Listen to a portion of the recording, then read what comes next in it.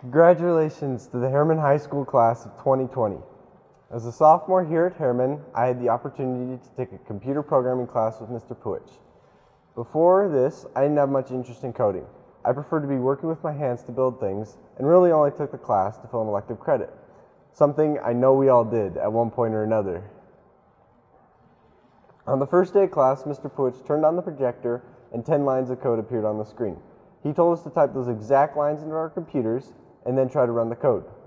Once we started typing, any notion of ever getting an A in the class soon disappeared from my mind.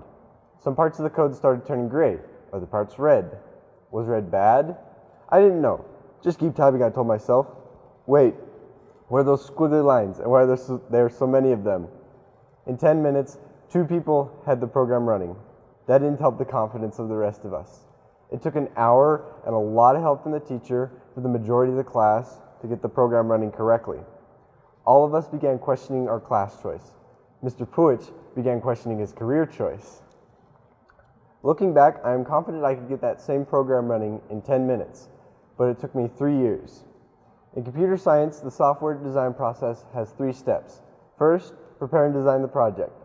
Second, sit down at the computer and write the code itself. And finally, once the code is written, test it and look for ways to improve the design. You might expect the greatest amount of time to be spent writing out the code. This is actually the opposite of what happens. Typically, it takes about 30% of the time to design out the project, only 10% to write the code, and the remaining 60% is for testing and improvement. This, I think we can all agree, is generally how life plays out as well. The first step can be compared to our learning here at Herriman High School. We have spent a large portion of our time learning about subjects and how to do many different things. This time investment is important because it directly affects our next steps. In general, preparation takes much more time than the actual experience. It is often rather tedious. We have to practice for long hours, not always enjoying what we are doing. Many times, we would prefer to keep sitting back where we don't have to put ourselves at risk. The key is to take that moment and dive in and get to work.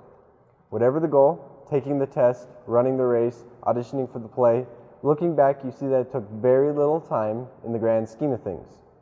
Your path might snarl and fail or go great. However, it's impossible to say how something will go unless you try. Inevitably, we will all fail or not be the best simply because we are not perfect beings. That's when you have to start to build off of what you have and do something better. There is always something that can be changed. This is why the improvement phase takes the most time. You could say that it never ends.